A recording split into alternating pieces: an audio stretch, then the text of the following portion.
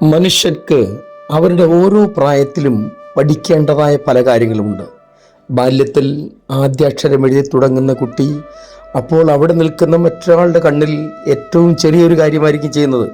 എന്നാൽ ആ കുട്ടിയെ സംബന്ധിച്ചിടത്തോളം അവന് കടക്കാൻ പറ്റാത്ത ഒരു വലിയ പ്രശ്നത്തിലൂടെയാണ് അവൻ കടന്നു പോകുന്നത്.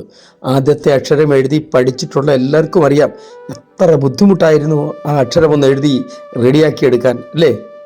എന്നാൽ അങ്ങനെ ഓരോ അക്ഷരങ്ങൾ എഴുതി എഴുതി ആ കുഞ്ഞ് എഴുത്തും വായനയും ഒക്കെ നല്ലവണ്ണം ശീലിച്ച് ഓരോ ക്ലാസ്സുകൾ പഠിച്ചു കയറി ഉന്നത പദവിയിലെത്തിക്കഴിയുമ്പോൾ ആദ്യത്തെ അക്ഷരത്തിൻ്റെ അന്ന് എഴുതിയ അനുഭവങ്ങൾ ഓർമ്മയുണ്ടാവുമോ എന്തോ. ഇവിടെ ഒരു കാര്യം ഏറ്റവും പ്രത്യേകം പ്രസ്താവ്യമാണ്.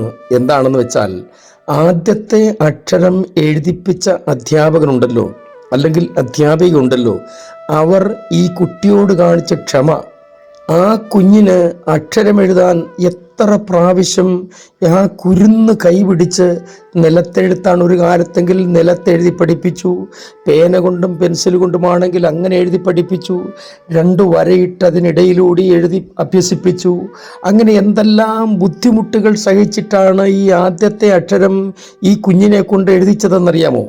ആദ്യ അക്ഷരം എഴുതിപ്പിച്ച അധ്യാപകൻ എത്രത്തോളം ക്ഷമയോടെ ആ കുഞ്ഞിനെ പഠിപ്പിച്ചു, അത്രയുമൊന്നും ബുദ്ധിമുട്ടണ്ട അടുത്ത ക്ലാസ്സിലെ അധ്യാപകർക്ക്. ക്ഷമയെക്കുറിച്ച് കർത്താവ് പഠിപ്പിച്ച ഒരു പാഠമുണ്ട്. അത് നമുക്ക് തുടർന്ന് ചിന്തിക്കാം. ഇന്നും നമുക്ക് യേശുവിനോടുകൂടെ യാത്ര തുടരാം. ചില നിമിഷങ്ങളിലെ തുടർ ധ്യാനത്തിനായി വിശുദ്ധ മത്തായി എഴുതിയ സുവിശേഷം 18-ാം അധ്യായം 21-ാം വാക്യം വായിക്കട്ടെ. അപ്പോൾ പത്രോസ് അവന്റെ അടുക്കൽ വന്ന്, കർത്താവേ, സഹോദരൻ എത്ര വട്ടം എന്നോട് പിഴച്ചാൽ ഞാൻ ക്ഷമിക്കണം? 7 വട്ടം മതിയോ എന്ന് ചോദിച്ചു. യേശു അവനോട്, 7 വട്ടമല്ല, 70 വട്ടം എന്ന് ഞാൻ നിന്നോട് പറയുന്നു എന്ന് പറഞ്ഞു. പ്രാർത്ഥന ശീലിക്കാത്തവരും പ്രാർത്ഥന വശമാക്കാത്തവരുമായ ആളുകൾ മിക്കവാറും ഈ ലോകത്തിൽ ആരും തന്നെ ഇല്ല എന്ന് പറയുന്നത് വലിയ തെറ്റൊന്നുമല്ല. എല്ലാ ആളുകൾക്കും അവരുടേതായ പ്രാർത്ഥനയുണ്ട്, അത് അവർ ശീലിച്ചിട്ടുമുണ്ട്. ഇങ്ങനെ പ്രാർത്ഥനയെക്കുറിച്ച് അതിപ്രധാനമായ ഒരു കാര്യം ശിഷ്യന്മാർക്ക് പറഞ്ഞു കൊടുത്തതിന് ശേഷമാണ് പത്രോസ് ഈ ചോദ്യവുമായി കർത്താവിൻ്റെ അടുക്കലെത്തുന്നത്. അന്നത്തെ യഹൂദന്റെ പാരമ്പര്യം അനുസരിച്ച് 7 വട്ടം ക്ഷമിക്കുക എന്ന് പറഞ്ഞാൽ കുഴപ്പമില്ലാത്ത ഒരു കാര്യമാണ്. പത്രോസ് എന്തുകൊണ്ടാണ് ഇങ്ങനെ ഒരു ചോദ്യം ചോദിച്ചതെന്ന് അവിടെ വ്യക്തമല്ലെങ്കിൽ പോലും നമ്മൾ ഇതിൽ നിന്നും വ്യക്തമായി മനസ്സിലാക്കേണ്ട ഒരു കാര്യമുണ്ട്. നമ്മളൊക്കെ പലപ്പോഴും പ്രാർത്ഥിക്കുന്നതിൽ നല്ല കേമന്മാരാണ്, മണിക്കൂർ കണക്കിന് പ്രാർത്ഥിക്കും, ഉപവസിക്കുന്നതിൽ ഒരുപക്ഷെ നമ്മെ തോൽപ്പിക്കാൻ ആരുമില്ല എന്നൊക്കെ അവകാശപ്പെട്ടേക്കാം. പക്ഷെ ഈ ഒരു കാര്യത്തിൽ നമ്മൾ പലരുടെയും മുമ്പിൽ തോറ്റുപോകുന്നുവോ എന്ന് സ്വയം ഒന്ന് ശോധന ചെയ്യേണ്ടിയിരിക്കുന്നു. ഏത് കാര്യത്തിലാണെന്നറിയാമോ? ക്ഷമിക്കുക എന്ന കാര്യത്തെക്കുറിച്ച് പറയുമ്പോൾ നമുക്ക് നമ്മുടെ മുഖം ചുളിയും. പേരോ സ്ഥലമോ പറയാൻ ബുദ്ധിമുട്ടുണ്ടെങ്കിൽ പോലും ഇത് നടന്ന സംഭവമാണ്. ഒരാൾ എന്നോട് നേരിട്ട് പറഞ്ഞതാ, സ്വർഗത്തിൽ ഞാൻ പോയില്ലെങ്കിലും ഞാൻ അവളോട് ക്ഷമിക്കത്തില്ല. എല്ലാം അറിയുന്നെന്ന് അവകാശപ്പെടുന്നതും ഏറ്റവും നല്ലോണം ജീവിക്കുന്നെന്ന് മറ്റുള്ളവരുടെ മുമ്പിൽ തെളിയിക്കാൻ ഒത്തിരി വ്യഗ്രതപ്പെടുന്നതുമായ ഒരു വ്യക്തിയാണ് ഈ പറഞ്ഞത്. ആണോ പെണ്ണോ എന്നിപ്പോൾ പറയേണ്ട ആവശ്യം ഇല്ല എന്ന് തോന്നുന്നു. അങ്ങനെ പറയുമ്പോൾ ഏതെങ്കിലുമൊക്കെ ഊഹാപോഹങ്ങൾ ചിലർക്കുണ്ടാകും. പലർക്കും ഇവിടെയുള്ള കാര്യത്തിലാണ് ഏറ്റവും കൂടുതൽ ശ്രദ്ധയുള്ളത്.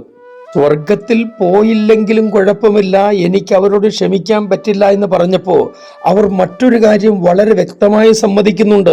ക്ഷമിക്കാതിരിക്കുന്നിടത്തോളം കാലം എനിക്ക് സ്വർഗത്തിൽ പോകാൻ പറ്റില്ല എന്ന് തന്നെയാണ് അവർ സമ്മതിക്കുന്നത്.